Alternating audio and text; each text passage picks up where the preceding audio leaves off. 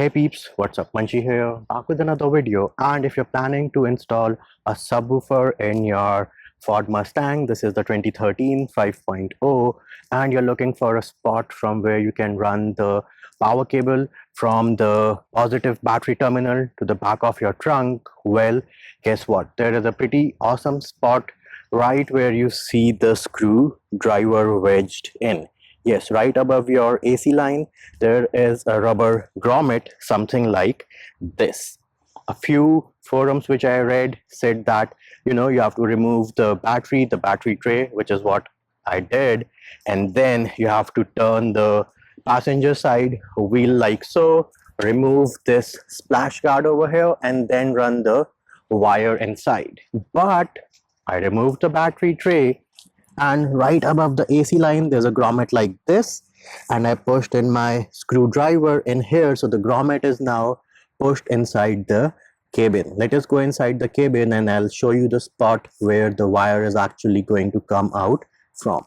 So here it is on the passenger side, and this is the front of the car right there. That is the front of the car, and you will see something like this. So right beside this, if you try to stick your finger in here, you are actually going to feel the grommet. So we are going to cut this carpet on the inside right over here where my finger is, and then we should be able to get our power cable inside the Ford Mustang 2013 5.0 S197 for our amplifier power, which we are then going to run along here. So we'll go along here, go along the side over here, back into the trunk. But this is a pretty easy spot without you having to, turn the wheel, remove the fender, remove all the battery tray and stuff. This, I think, is a pretty simple fix, or a simple spot to run the amp power cable from the engine bay into the cabin, back into the trunk of your Ford Mustang. And here it is, peeps. We finally have success. Right there you can see the screwdriver. And if I go towards the inside of the car, here it is. We had to make a little hole, but there it is. The screwdriver is popping out.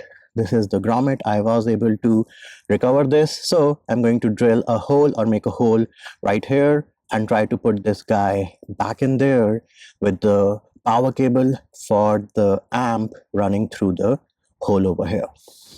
There it is, peeps. I was able to put in this 4-gauge wire. The grommet is also back there, secured in place. And if we go to the inside of the car, here it is. This is the bundle I have. There it is. There is the spot from where the power cable is coming into the cabin.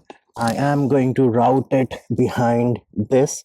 Try to put a zip tie over here, and again make sure that you either put the grommet back or use some PVC or something, because you do not want the power cable to be rubbing against bare metal and then getting cut over a period of time. You do not want that. So if you can get the grommet back, put a hole through it, and then put the power cable through that, that is the best solution.